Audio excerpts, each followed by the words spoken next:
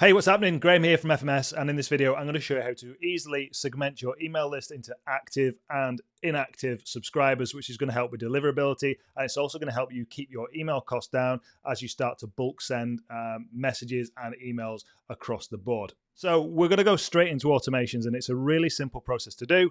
It just needs two workflows. So I'm going to do this for you from scratch. I'm in a demo account here, and I've also made some notes here. If you can read those, hopefully you can. So first up, we're going to create a workflow. And we're not going to highlight the screen blue. Don't know why that's happened. Now it's grey. So we're going to go from scratch. And I'm going to name this Active 90. Because what I'm going to do is going to create a list of people who have been active in the emails within the last 90 days. So the first thing we want to do is go into settings, and we need to allow re-entry, because what's going to happen after 90 days, they're going to come out of this workflow, and it's important that they go back in. So we're going to go back into the builder, and now we're going to go as add a new workflow, and the trigger is going to be email events. And the email event in this case is going to be an event, and it's going to be opened.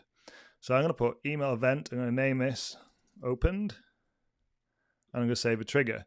And when someone's opened the email, which is obviously going to start a trigger, we need an action. So the action for me here is going to be tag, and the contact tag is simply going to be email active.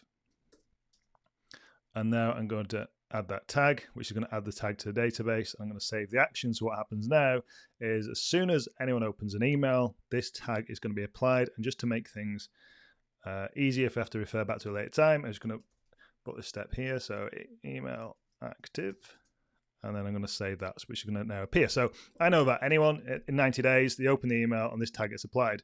What I'm going to do now is I'm going to wait. So I'm going to type in wait, go for the wait step, and this wait is going to be 90 days. I'm going to name it as well, wait for 90 days, and then save the action. And then what I'm going to do here is I'm going to remove the contact tag, and it's going to remove the email active contact tag, and then I'm also going to remove them from, in fact, I'm not going to remove them from the workflow because they'll come out of it automatically. And that's the important thing. The fact that we've ticked this box here means they can go back in. So the way this flow works is that you can see up here, email events opened, apply tag, engaged, wait 90 days, remove tag, engaged. So this is just going to repeat. So as soon as someone opens an email, they're going to go through this flow, then they're going to leave. I'm going to publish this now and click save. Now we need a second workflow for people who are disengaged, or people come out of it. People may be unsubscribed, and we don't want to keep sending them emails, even though they've been marked as D&D, do not disturb. The email server is still going to try and send the emails, and that's, we don't want to do that. So we're going to create a second workflow. I'm going to go from scratch again. So create workflow. Why is that button not clicking? There we go, from scratch. And I'm going to name this one, you can probably guess, email inactive. And I'm going to go again, I'm going to allow re-entry to this one. Builder, and the trigger this time is going to be email events. And I'm going to call this email events unsubscribed. Oh. Microphone's in the way today. Spam. That's what I'm going to name it. And then the filter is going to be event is unsubscribed. So anyone unsubscribes from the list, I'm going to add another one, is email event. I'm going here, I'm going to do exactly the same again. And this time it's going to be complained spam. So now I'm going to name it as well, email events spam.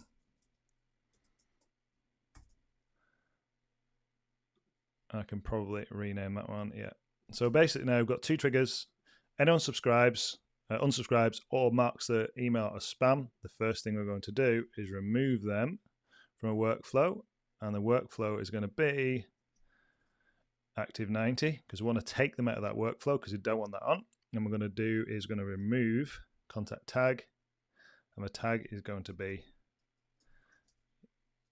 active, email active, email active.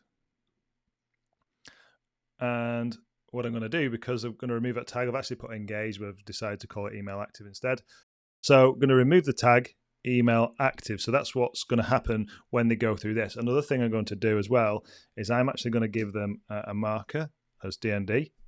So what I want to do is apply tag. So apply contact tag, and the tag is going to be DND. And if that doesn't exist, I'm going to create a new tag. I'm going to click Save Action. So now when they go through the list, if they unsubscribe from an email, they're going to remove straight away from the workflow the contact tag, remove tag, email active. So I'm going to put that in there. Email active is going to be removed, and this tag here, DND, is going to be applied. So we can see what's going to happen through here. And what's going to happen is they're going to remain, after they've gone through this, they're going to just lie inactive on your email list. Then you can just go in and you can segment them based on that. So I'll just quickly show you how you can do that. So if you go into your contacts, you go into smart lists. So here, so you go into filters. So you got all your contacts here. You go to filters, and then you want to go through tag. So if you want to filter through a tag, you can type in tag. And if you go tag is, say for example, D and D, which I don't know if I'll have it on this list because it's a demo account, probably won't have. So tag is D&D, and click apply. I don't have any, but what it would do, it would bring up a list, and then you'd simply check them. So for example, if I was looking for another tag, say for example, tag is client, maybe. Should have some of them, I imagine. Nope. Let's see what tag I do have that's active. So I'll have checked in. So if I go to here and go tag is checked, I find it checked in and click apply, it's going to list people with those tags. And what I can do then is I can click on here and I could just go and delete all those contacts. So this is how you kind of create a really healthy email list that's up to date, it's current. And if you want to get rid of anyone off that list at any time, you can do. Another thing you can do is if, for example, you've got people on your list with no tags at all, so you don't know how they've got there, and you just want to clean up your list because you know if they've not got any of those tags applied, then they're pretty, an old subscriber. You would just go in to your smart list, you go down here, I'm going to just delete that tag. You would just go to tag is empty, and if a tag's empty and click apply, it'll bring up a list of all the people here who've got no tag. Just go in and you can just delete them. So hopefully this helps. Hope you found this useful. As always, any questions, any problems, just let me know.